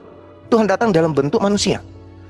Kalau Tuhan datang dalam bentuk makhluk, dalam bentuk manusia, berarti Tuhan datang dalam bentuk bukan Tuhan. Bukan Tuhan berarti bukan Tuhan. Manusia Yesus bukan Tuhan. Ya gimana ceritanya? Yesaya 43 nomor 10, engkaulah saksi-saksiku. Sampai Tuhan itu mengambil saksi loh. Tidak ada Tuhan yang dibentuk. Tuhan datang dalam bentuk manusia dikarenakan apa? Gara-gara Paulus nih. Filipi 2 nomor 6, nomor 7, nomor 8. Terus Kolose 2 nomor 9. Padahal Yesus mengatakan ketika ditanya dalam kisah para rasul, kisah rasul berapa? Kisah para rasul berapa mas? Nggak tahu. 22 nomor 8. Ketika Paulus itu diceritakan bertanya, siapakah engkau? Apakah engkau Tuhan? Yesus menjawab, akulah Yesus, manusia, antropos, dari kota Nazaret. Dia sendiri mengatakan. Bagaimana tuh? Jadi saya rasa kalau saudari saya ini tidak mampu membuktikan sisi ketuhanan Yesus 0,1%, bagaimana Anda bisa mengajari kita, menyampaikan ke kita bahwa Tuhan datang dalam bentuk daging. Kalau san daging ini pun tak mampu membuktikan 0,1%. Silakan. Oke ya, pertama ini lagi ya, tapi jangan dilangin lagi. Nah, Saya berharap begini ya, ketika teman-teman Muslim selalu mengatakan kepada saudara Kristen, ya saya memang tidak memungkiri, kita fair ya, di dalam setiap agama ini selalu aja ada yang low quality, ada yang high quality. Saya juga tidak memungkiri bahwa di dalam terjemahan itu pun ada yang cuman bani terjemahan. Jadi kami tidak bisa hanya masuk ke dalam terjemahan. Yang namanya metode hermeneutik itu juga dipakai dalam hermeneutik Islam, Islamologi, itu harus ada critical text. Makanya saya katakan tadi, aku mengatakan berulang-ulang, Yohanes 1 ayat 14 itu bukan menjadi manusia, di bahasa Inggrisnya juga bukan human, tapi menjadi daging. Ini pun adalah pertentangan kami dengan Trinitas, jadi saya memaklumin. Nah, aku tadi sudah berulang-ulang menjelaskan, aku tidak tahu apakah bisa konsentrasi menangkap, karena mengulang itu cukup capek loh. Daging itu dan manusia itu beda. Manusia itu pengelompokan makhluk hidup. Daging itu bicara tentang bahan dari tubuh. Tubuh itu bicara bentuk. Nah, kenapa di sana tidak memakai human? Kedua, anthropos. Nah, Bang Juma harus belajar juga kaidah Yunaninya. Anthropos itu di dalam bahasa Yunaninya ya, itu dibedakan menjadi dua golongan. Kalau dia menunjuk kepada sesuatu yang secara spesifik, itu menunjukkan kepada laki-laki.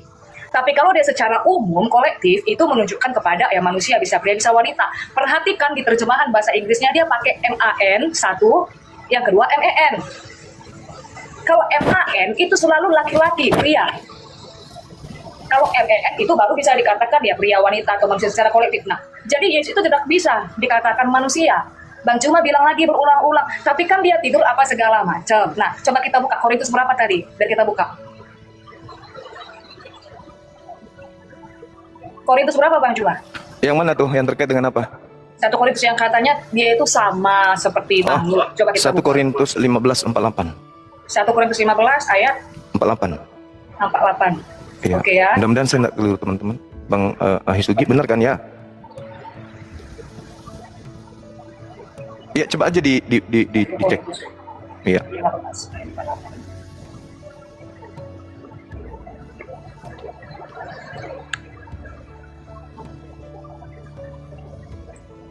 Kayaknya beda deh. Orang-orang dunia ini adalah seperti Adam yang pertama, yang dijadikan dari tanah. Coba perhatikan premis pertama. Yang disampaikan Bang Juma udah betul itu. Makhluk-makhluk alamiah sama dengan dia yang berasal dari debu tanah. Itu ya Aki Juma ya? Iya, betul. Ini ayat berapa dulu? Kitab berapa, ayat berapa? 1 Korintus 15:48. Ya sudah, ini saya bacakan. Orang-orang dunia ini adalah seperti Adam yang pertama, yang dijadikan dari tanah. Adamah itu dari tanah. Tetapi orang-orang surga adalah seperti dia yang datang dari surga. Nah, di ayat yang lain kan Yesus bilang, aku datang dari atas, kamu dari bawah, Yesus dari surga. Jadi apa bedanya yang surga dengan dunia? Apa bedanya daging dunia dengan daging surga? Kamu yang dari dunia itu ada di Ayub. Tubuh itu menjadi debu, kembali menjadi debu. Karena Adam pertama dari tanah. Tetapi Yesus itu tidak dari tanah. Bahkan dalam kitab Anda sendiri pun, saya tidak tahu ya apa dikatakan Yesus dari tanah. Kayaknya sama deh, dikandung Roh Kudus. Di sana pakai bukan from, dikandung Roh Kudus. Bukan dari tanah. Nah, jadi daging Tuhan itu tidak binasa. Itu bedanya, makanya Yesus mati dagingnya tidak membusuk. Itu hanya logika linear dari data dan juga pemahaman logis kita. Itu bedanya. Jadi walaupun sama-sama daging, kualitasnya itu berbeda. Itu yang kedua, Bang Cuma. Yang pertama, tolong dipahami lagi, Yesus tidak pernah ada dalam Alkitab dikatakan menjadi manusia. Cari sampai dapat, nggak ada. Kedua, daging Tuhan itu berbeda dengan daging manusia. Ketiga, kalau dikatakan Tuhan berdaging, Tuhan berdarah, ini dapat dari mana? Yang pertama, saya pakai teologi proper dari Alkitab, yang Kejadian 1:26, Shalom Demut. Yang kedua, referensi dari ada Yahudi itu Mesyanik, dari literasi mereka. Setidaknya di sini ada dua yang memvalidasi bukti kuat. Maka kalau Bang Juma ingin membantah hanya melalui satu bukti, itu gugur, nggak bisa kuat. Apalagi kalau kita balik ke bahasa asli. Terus yang terakhir, yang lebih penting lagi, maaf ini suara saya agak kuatin ya, ini hujan di sini. Yang terakhir, bukti Yesus Tuhan. Sekarang aku tanya dulu sama Bang Juma, Tuhan ini apa dulu coba? Tuhan pencipta. Tuhan pencipta. Itu aja. Iya, itu aja supaya nggak melebar. Ya udah, kalau begitu Yesus itu pencipta. Yohanes 1 ayat 1. Tuhan semesta alam, Mazmur 29. Tadi aku udah bacakan.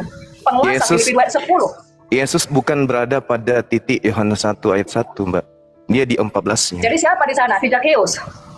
Yang mana? Siapa homologos di Yohanes 1 itu siapa? Si Matius, si Markus, Fidakeus. Bukan, itu adalah sifat yang melekat pada diri Tuhan. Kalamnya, sifatnya. Yesus itu nanti Tuhan berfirman baru dia ada. Firman itu menjadi manusia. Menjadi manusia itu menjadi daging maksudnya. Yesus itu berfirman baru, coba sekali lagi. Jangan salah. Yesus itu berfirman. Siapa yang bilang Yesus berfirman? Oke, coba ulangi apa tadi? Yesus itu ada setelah ibunya ngeden. Daging itu ada nanti setelah Tuhan itu berfirman. Iya. Oke, Yesus ada karena Maria itu melahirkan, kan Ya, gitu kan? betul, Nah, tadi di betul. awal aku kembalikan konsentrasinya Bang Cuma, di awal aku katakan Yesus itu kan Alfa, sudah Alfa itu ada yang maha Alfa itu- awal. Nggak ada alfa maha awal, Mbak. Jangan Alfa itu ngarang bebas. permulaan. Nggak ada. Awal. Dalam bahasa Yunani itu arke permulaan. Aduh, parah Ya, ini. NARK. Nah, terus kenapa alfa? Alfa itu bukan artinya awal. Alfa itu huruf A. Alfabet awal Ya. dari Yunani. Apa artinya A? Itu alfabet Yunani. Alfa. Ya, apa artinya itu A, yang Mbak? pertama. Hah? Itu yang pertama Enggak, kan? bukan. Arti dari A itu apa? Itu awal. Yang Awal. pertama. Yang pertama. Dari Iya. mana? Dari mana alfa itu Makanya adalah Bang yang Cuma pertama? harus masuk kemari. Bang Cuma harus masuk kemari. Alfabet Ibrani, alfabet Yunani itu bukan asal-asalan. Alfabet Ibrani itu dari setiap alfabet Alef. itu ada arti. Ya, alef. Nah, ada terus arti. kalau A Yunani apa? Salah. Alfa itu yang pertama, yang awal. Huruf awal. Omega Jadi Yesus itu huruf akhir. awal. Kenapa? Yesus adalah huruf awal gitu. Bukan huruf awal. Simbol dari alfa itu menunjukkan keberadaan dia yang di Oh, awal. simbol. Di keluaran, waktu Musa ketemu sama Tuhan nih ya. Kita percaya Tuhan Musa harusnya kan. Nah, waktu Musa ketemu sama Tuhan, Tuhan bilang, aser, artinya aku yang ada sudah sejak dulu, sekarang sampai selamanya. Itu di luar dari ruang dan waktu. Itu namanya kuantum. Nah, Terus sang daging? kemudian, tunggu dulu. Tadi apa kata Bang Cuma? Oh, Yohanes 1 ayat 1. Yesus ada setelah Maria itu melahirkan. Satu sudah saya bantah. Kedua, coba menurut Bang Cuma, coba tafsirkan sendiri nih. Aku kasih hak dulu nih ya. Yesus bilang sebelum Abraham ada, aku ada. Musa mencatat tentang aku. Maksudnya apa? Dari mana Yesus tahu kalau dia ada sebelum Abraham ada? Loh, kan ini tadi memakai referensi Yesus kan? Kan Bang Cuma tadi bilang Yesus itu begini. Dapat referensinya dari mana? Dari Ya, Alkitab. saya tanya, Terus Bang Cuma dari bilang, mana Yesus tahu kalau dirinya ada sebelum Abraham Nah, ada? makanya begini, coba kita standarnya jangan ganda ya. Standarnya ganda. Bang Cuma katakan begini, kan kata Yesus, aku ini diutus, Bapak gini-gini. Kita kesampingkan dulu tafsir, karena kalau kita tidak mengerti tren-tren atau kultur Yahudi, ini akan sulit. Jangan lupa masuk tafsir. Tetapi yang mau saya poinkan di sini adalah, Bang Cuma mengangkat kalimat Yesus. Nah, sekarang gua angkat juga kalimat Yesus. Standarnya sama. Gua nggak ngangkat kalimatnya si Isaac Newton, si James Watt, enggak, sama-sama nih narasinya Yesus. Kan Yesus bilang sebelum Abraham ada, aku ada. Musa mencatat tentang aku. Nah, bagaimana? Jadi kalau misalnya diceritakan Musa mencatat tentang aku, Musa mencatat tentang Mesias. Iya. Nah, Mesias itu apa? Menurut Bang Cuma Mesias itu apa? Oh, saya yang ditanya. Mesias itu makhluk ciptaan yang diberi kelebihan nabi, orang yang ditahirkan, orang yang ditasbih, Dapat orang arti yang dari mana? diurapi. Dapat Orang arti mana Mesias itu makhluk ciptaan? Lah, orang yang diurapi, manusia yang diurapi. Ya, yang diurapi. Iya, Artinya yang yang diurapi. Iya, Kores diurapi, Harun Iya. diurapi. Terus mereka juga Tuhan. Makanya baca semuanya yang dikatakan. Makanya dibaca semua. Yesus itu bukan Mesias saja Bang Cuma, tapi Mosia. Apa Mosia? Apa Mosia? Beda lagi. Ya, makanya coba apa Mosia? Biar belajar Bang Cuma. Apa? Iya, oke, ajarin saya. Mesia dengan Mosia itu bedanya di mana? Beda. Mosia itu penyelamat, juru selamat. Berarti Musa juga juru selamat dong? Enggak dong. Loh, dia dalilnya ada. Keluaran monogenes 19:20. Musa monogenes theos enggak? Tuhan mengatakan bahwasanya aku mengutus juru selamat bagi mereka, yaitu Musa. Musa monogenes theos enggak? Yohanes 1 ayat 18. Nah, itu kan konsep yang dibangun gereja kemudian. Itu bukan firman Tuhan. Yohanes 1 itu. Gimana? Yohanes itu di perjanjian baru loh. Sebelum Kristen itu ada ya. Itu Enggak. ada. Itu kitab yang diloloskan kemudian gereja-gereja untuk menuhankan Yesus sebagai pengganti Nah, Zeus. kalau begitu tidak boleh berdebat membawa perjanjian baru. Boleh? Ya, sejatinya memang tidak perlu. Ya sudah, jangan bawa perjanjian baru. Nah, oke. Kalau begitu kita bawa perjanjian lama. Jangan angkat perjanjian baru. Oke, Kita kalau masuk filsafat aja sama sains kalau gitu. Ya sudah, coba Anda buktikan bagaimana kemudian Yesus itu secara sains dia adalah pencipta. Sekarang saya ikuti aja saudari saya ini. Mau bersampat silakan, mau berbicara dalil silakan. Anda Ya. mau berbicara mengenai sains juga silakan. Kita kesampingkan saja ya. Kita cari benang Apa yang mau merahnya. dikesampingkan? Tiga-tiganya. Berarti akal-akalan aja. Kita cari benang merahnya yang mana kita ini bisa sama. Oke? Jadi jangan sampai Bang Cuma kejebak. Oh, berarti Bang mundur Cuma lagi, ini- masuk lagi kembali. Mundur. Enggak, Bukan Bang sains, Cuma- bukan Ya, bisa. Bang Cuma bawa Musa, bawa Abraham. Karena tokoh di dalam Al-Quran itu juga ada Musa, ada Abraham sebagai leluhur, benar nggak? Iya, memang betul. Itu ajaran kami. Iya, Tuhan. Musa orang apa? Musa orang Ibrani. Tuhan Ibrani siapa? Tuhan Ibrani pencipta langit dan bumi, Hasem. Namanya siapa? Mereka memanggilnya Hasem. Nah, kenapa nggak panggil Hasem? Lah, itu Tuhan datang menyatakan diri dalam bahasa Ibrani. Kenapa nggak mau panggil Hasem? Kenapa panggil Hasam? Saya diperkenalkan dengan Tuhan Allah. Coba terstruktur ya. Musa tadi orang Ibrani, benar? Iya, betul. Oke. Orang Ibrani memanggil Tuhannya itu apa? Memanggil Tuhannya dengan panggilan Hasem. Adonai, Tetragrammaton, Yahweh. Kenapa jadi saya yang diuji? Bukannya Yesus ini yang akan diuji secara sains? Tapi kita tadi mau menafikan Yesus. Saya moderator, Ya, saya cut kalau dulu. Yesus dinafikan, terus Anda Tuhannya siapa, Mbak? Terlalu saya cut dulu. Tar. Saya cut. Anda mau menyapa siapa? Stop dulu, saya cut. Moderator, cut dulu. Kembali hilang seketika. Kembali ke topik. Buktikan siapa sih sang pencipta itu. Konsep ketuhanan. Kembali ke topik. Silakan. Iya, jadi jangan sampai kejebak sendiri Bang Cuma. Karena begini, kalau kita... Saya justru suka dijebak, karena biasanya orang yang menjebak saya itu yang tergulung sendiri dengan logikanya. Saya suka malah. Anda mau Iya, bawa saya makanya kemanapun Bang boleh. Cuma agak belibetan. Yang penting jangan ke KUA. Nggak, kok ke Sini, Pak. Pak, kembali ke topik dong. Buktikan sang pencipta itu siapa sih, itu loh. Itu aja dulu, jangan kemana-mana. Fokus ke kalau topik. ngomong ke KU anti repot ini Bang Cuma. Aduh. Jadi begini. Yang penting jangan ke sana.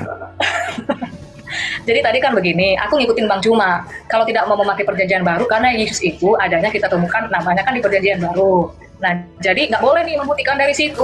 Oke, dah kita ambil tadi garis merahnya ya, garis merahnya itu yang sama. Oke nih, you punya agama percaya tokoh si Musa nggak percaya? Oh, gua punya tokoh Musa. Aduh, nggak didengerin. Kembali ke topik, Kenapa? Kembali ke topik, siapakah sang Dari kita ini nggak pencipta? tahu lagi. Oke, kembali ke topik ya. Iya, kembali ke topik. Siap. Pertanyaan moderator nih berdua nih. Siapakah sang pencipta alam semesta itu? Silakan. Rabbus Udah, samawati kemana-mana. wal ard. Ya, Yang makanya disebutkan tadi aku tanya. Banyuma dulu, Ibu Pendeta. Banyuma dulu, siapakah pencipta alam semesta itu? Habis Banyuma Anda lagi. Silakan. Oke. Allah Subhanahu wa taala yang Maha Suci lagi Maha Tinggi. Kalau dalam Kristen kan itu Yesus, makanya tadi gua nanya nih, satukan dulu definisi kita, Tuhan itu apa? Pencipta. Pencipta. Nah, di dalam kekristenan, Yesus itu pencipta, itu di Yohanes 1 ayat 1 juga Itu ada bukan Yesus. namanya Kejadian 1 ayat 1 Itu Nah. bukan Yesus, Mbak. di Filipi. Jadi siapa? Makanya gua tanya, jadi itu siapa? Itu adalah Tuhan. Ya berarti Yesus itu Tuhan. Tidak bisa. Yesus itu daging. Jadi Yohanes 1 itu siapa? Tuhan. Oke, Tuhan itu siapa? Tuhan itu pencipta. Pencipta itu siapa? Ia menciptakan daging Yesus. Namanya siapa? Kalau orang Yahudi mengenalnya Hasem, kami mengenalnya Allah. Jadi Hologos itu siapa? Hologos itu perkataan Tuhan. Terus di klausa ketiga, Hologos itu adalah Theos. Iya, Theos, dewa. Nah, terus? Nah, jadi Hologos itu adalah Tuhan, adalah Allah itu sendiri. Terus? Nah, jadi nama Allah itu siapa? Nama Allah itu siapa? Nama Allah itu siapa? Jangan Allah itu kita adalah tidak sedang nama. membahas. Kita tidak sedang membahas tentang nama Tuhan. Di Ini sini kita sedang bedanya. membahas tentang pencipta, konsep Tuhan. Nah, di sini bedanya. Nah, sekarang siapa yang terjebak? Nah, begini bedanya di sini. Bagi teman-teman Muslim, Allah itu nama. Bagi Kristen, Allah itu bukan nama. Ini saudari saya yang baik hati ini kemana-mana Yang nama sekarang. itu personal. Sekarang ini loh, saya moderatorin. Buktikan, Bu. Banyuma tadi udah membuktikan Allah Subhanahu wa taala pencipta alam semesta. Buktikan kalau Yesus itu pencipta alam semesta. Datanya silakan. Iya, Yohanes 1 ayat 1. Yohanes Oh, 1 baca aja semua. Melalui dia diciptakan segala sesuatu. Dan Itu bukan kemudian Yesus. bilang, dan terus Yesus bilang, sebelum Itu bukan- Abraham ada, aku ada. Itu Musa dibantah. mencatat tentang aku. Nah, sekarang datanya di mana? Ada nggak referensi lain yang mengatakan Allah dari versinya Bang Juma ini adalah pencipta itu? Iya, Buktinya mana? buktinya alam semesta ini ada. Berarti kita masuk lagi ke realitas abstrak ini ya. Ya bukan kayak gitu. Tuhan itu harus mengklaim. Mana klaimnya Yesus bahwa aku yang menciptakan langit dan bumi? Kalau kami itu kan dua. Yang kami pegang itu. Yang pertama tuh tanah. Yang kedua itu kan perjanjian baru. Ya di Yesus tanah adalah- itu Yesusnya di mana? Di sana sebagai pencipta. Ya Yahweh itu. Bagaimana ceritanya? Yotefafe itu bukan Gimana makhluk. begitu ceritanya? Yotefafe itu bukan makhluk. Yang bilang makhluk siapa? Lah Yesus makhluk. Kami tidak percaya makhluk kok. Lah daging? Daging itu bukan makhluk Bang Cuma. Makanya di sini saya memerlukan adanya pemikiran yang terstruktur. Daging itu bicara bahan, bukan makhluk. Iya, yang disebut makhluk itu bahan. Saya jelaskan sekali lagi Bang Cuma ya. Sekarang begini, Disebut kenapa makhluk Bang itu Suma itu adalah disebut ciptaan. makhluk? Karena dia daging. Bukan karena kamu ciptaan. Lah Yesus, Yesus di Kristen itu bukan ciptaan Bang Cuma. bagaimana Anda bisa mengatakan bukan Tidak ciptaan ada. sementara Sekarang dia begini. dia Kan adalah begini. sesuatu yang dijadikan? Bagaimana bukan ciptaan? Gimana Yang ceritanya? mana itu? Daging? Yang mana? Daging? Yang mana? Daging? Gini, kasih satu ayat dalam Alkitab, satu saja, Yesus itu ciptaan. Daging? Anda sendiri lihat kan? Loh, daging itu bukan ciptaan Bang Cuma, ya ampun. Coba perhatikan ini, agak-agak sistematis coba berpikirnya ya. Oke. Kok jadi saya yang harus sistematis sekarang? Buktikan kalau Yesus bukan ciptaan. Loh, tidak ada ayat dalam kitab itu ciptaan. Kalau nggak ada, Alamatnya. Alamat Wahyu, Kolose. Wahyu 3:14. nggak ada. Cari Alamak. aja. Kan sekarang tuh begini nih ya, di dalam pemahaman Muslim Yesus ciptaan. Itu terserah. Kalau dipaksakan Aku datang. Dengar. nggak bisa. Sebelum masuk dalam data dalil, pengakuan Yesus, aku datang. Nah, Bukan atas dari mana? kehendakku. Jangan dulu masuk tafsir. Ini nanti Bukan bentuk tafsir. masuk. Coba Jangan Anda dulu maknai, masuk aku tafsir. datang bukan atas kehendakku. Pernah ngelihat Sefirot nggak? Alamak. Belajar Sefirot nggak? Kalau Alamak. nggak ya saya nggak bisa karena Bang Juma hanya stuck wawasannya masalah ayat-ayat kemudian tafsir sendiri nggak bisa karena begini Bang Juma, ya. Tidak perlu kemudian pembendaharaan informasi. Kalau Yesus sendiri yang adalah daging, Anda katakan bukan makhluk. Oke, gini sekarang Sedangkan tadi dalilnya saya tunjukkan 1 Korintus 15:48, Yesus makhluk. yang Anda mana? menegaskan 1 Korintus 15 ayat 48 tadi. Yang mana? Yesus itu Ya. adalah ciptaan. Coba Anda baca. Mana? Coba Anda baca. 1 Korintus. 15:48. Sudah saya baca tadi. Nggak ada Ya. ciptaan.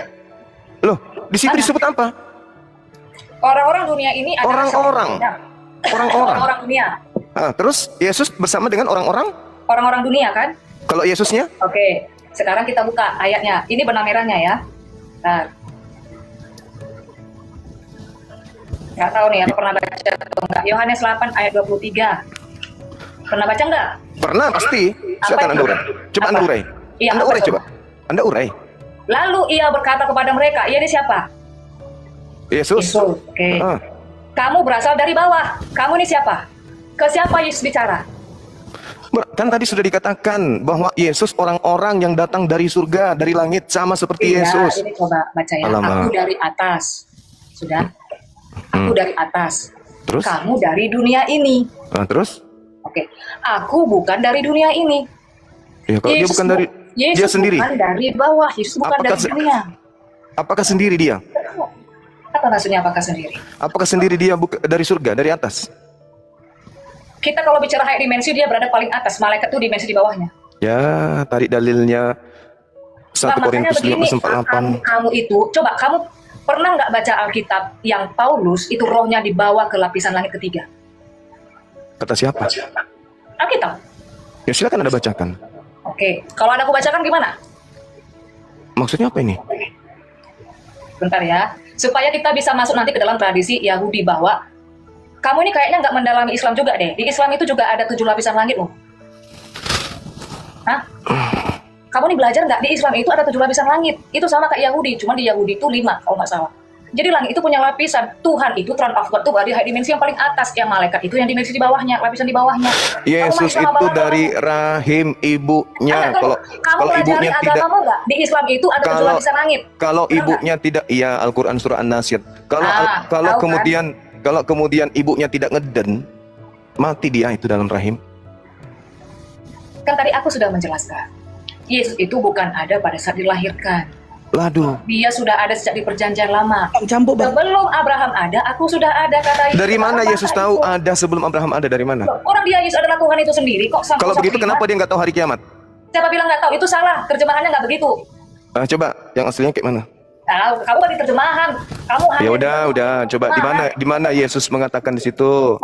Kamu kayak Trinitas, wah itu aja ini. Nggak ada itu, anak tidak tahu kiamat. Coba kamu baca bahasa aslinya, kamu terjemahkan bahasa Indonesianya. Mana ada begitu artinya? La haula wala quwata illa billah. Makanya Bagaimana jangan ini lupa panitia ini? terjemahan. Panitia gimana? Yohanes 17, Yohanes Kita buka 17 ya. nomor Kita buka. 16. Diam dulu. Mereka Ya. bukan dari dunia ini, sama seperti aku bukan dari dunia ini. Berarti Yesus bukan dari dunia ini, bukan cuma sendiri. Siapa yang sama seperti lakukan dari dunia ini? Murid-muridnya kata Yesus. Coba kita lihat di ayat mana. Kita elaborasi dulu. Jangan asal-asal. Yohanes 17 ya, nomor 17 ya. 17 nomor 16 ya. 14.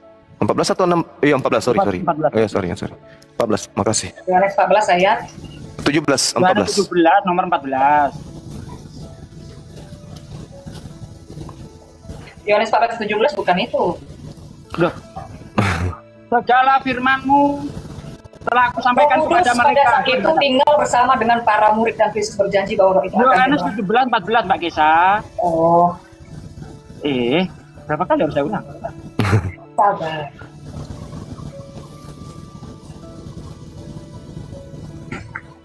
Ya, Yohanes kita buka bahasa.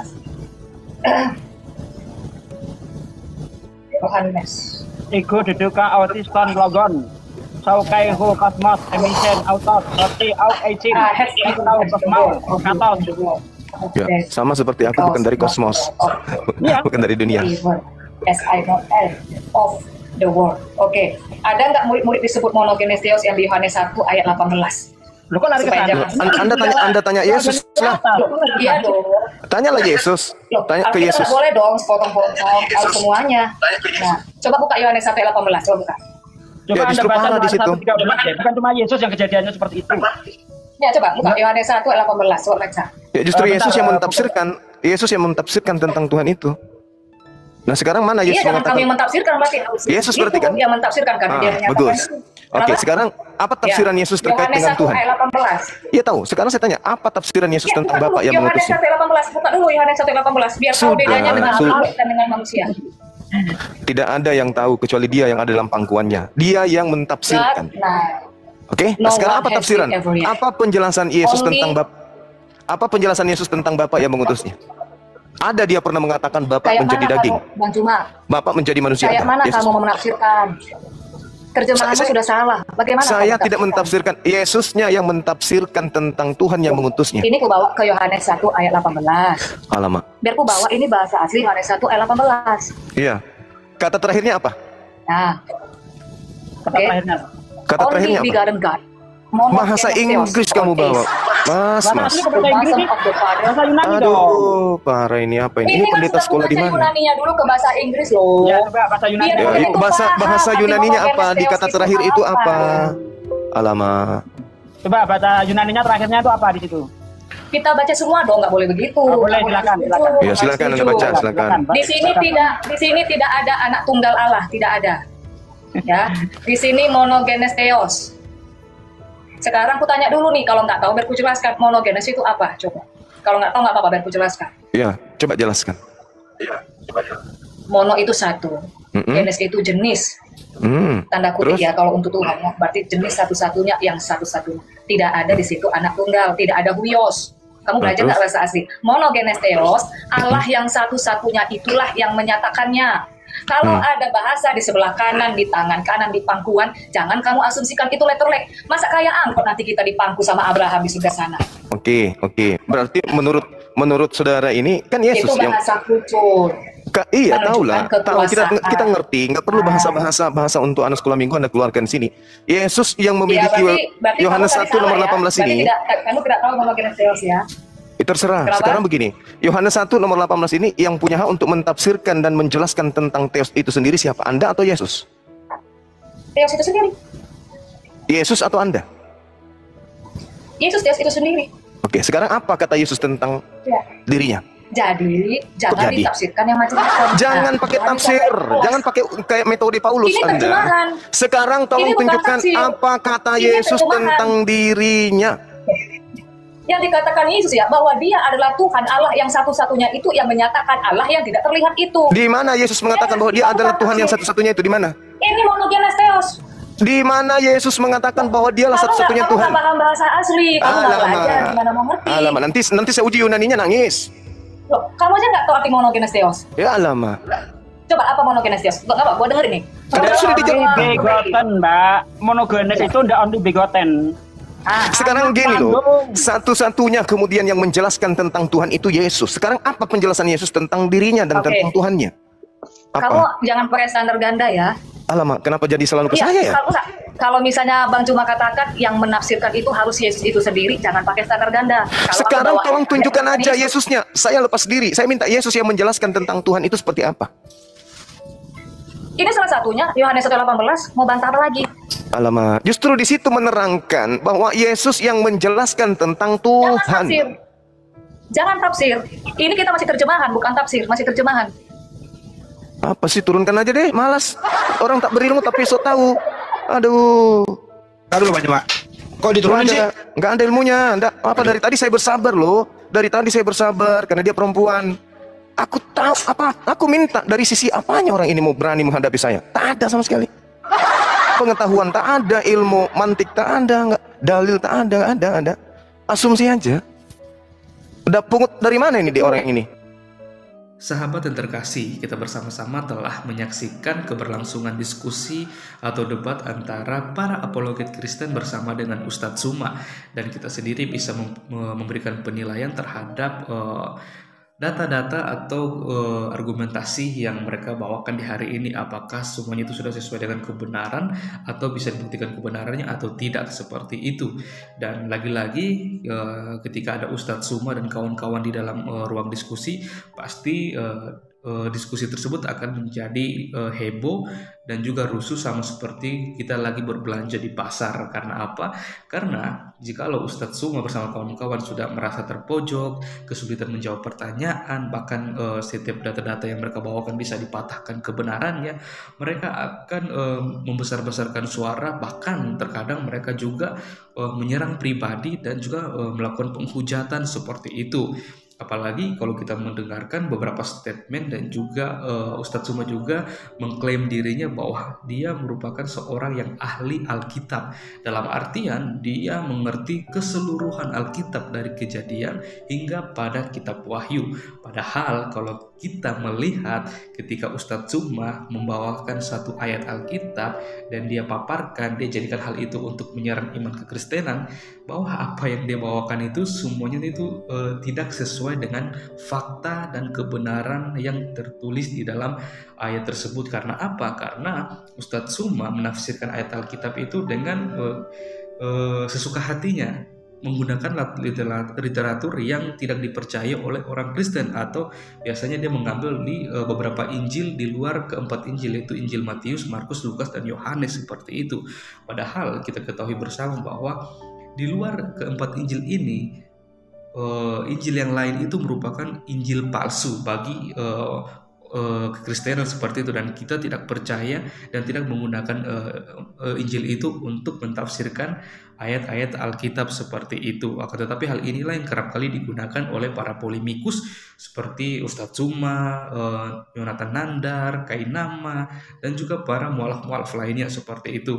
Padahal mereka terlalu memaksakan hal itu. Padahal mereka tahu itu tidak sesuai dengan apa yang diyakini dan diimani oleh orang Kristen.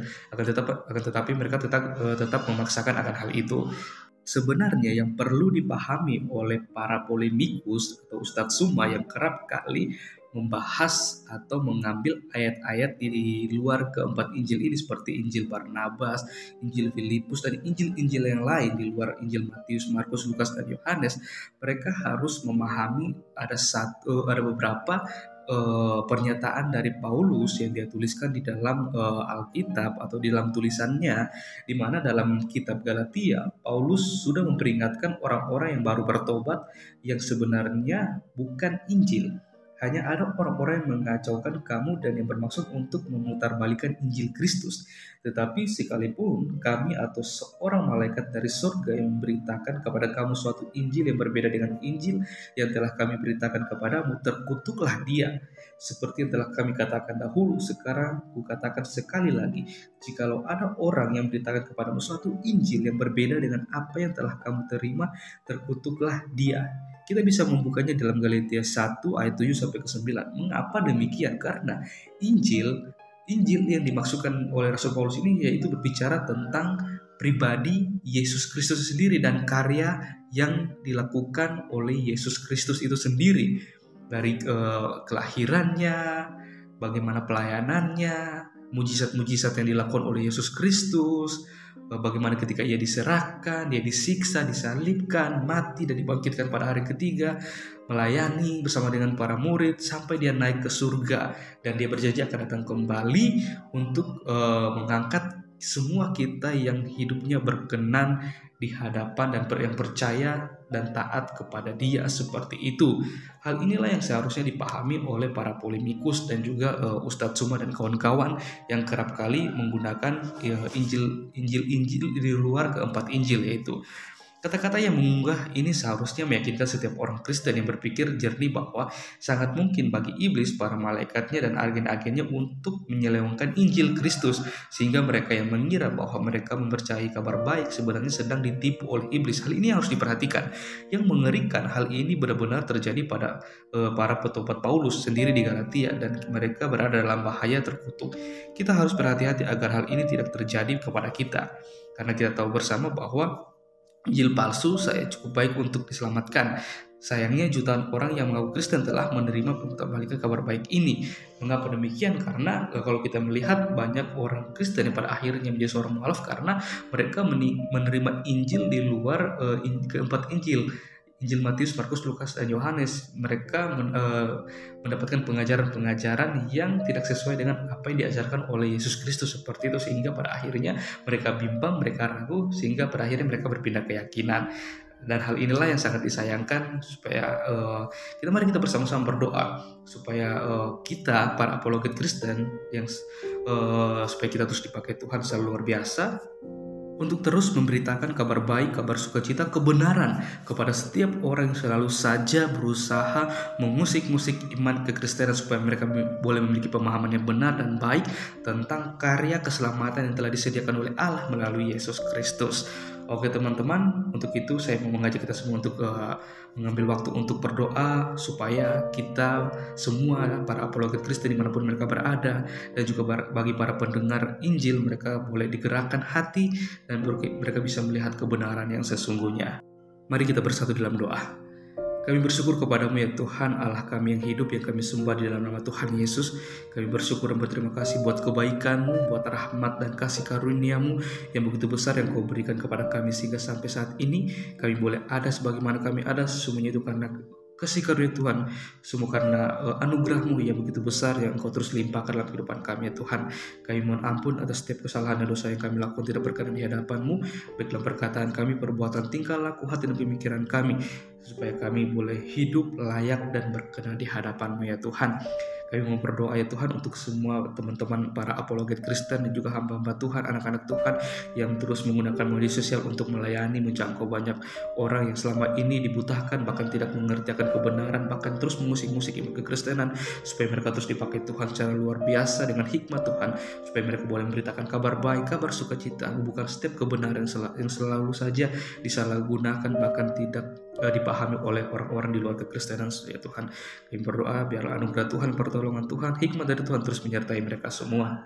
Dan bahkan mereka yang mendengarkan diskusi atau debat ini, mereka boleh dibukakan, dicerahkan, dan mereka boleh melihat kebenaran dan keselamatan yang sejati yang disediakan oleh Allah melalui Yesus Kristus. Dan ketika kita percaya kepada Yesus Kristus, kita memiliki kehidupan yang kekal, hidup bersama-sama dengan Bapa di surga. Terima kasih Tuhan Yesus, ini doa kami, ini harapan kami, yang kami naikkan hanya di dalam satu nama, yaitu Yesus Kristus Tuhan dan Raja kami. Haleluya, amin. Oke teman-teman, sekian video saya di hari ini. Sampai berjumpa di video saya selanjutnya. Tuhan Yesus memberkati kita semua.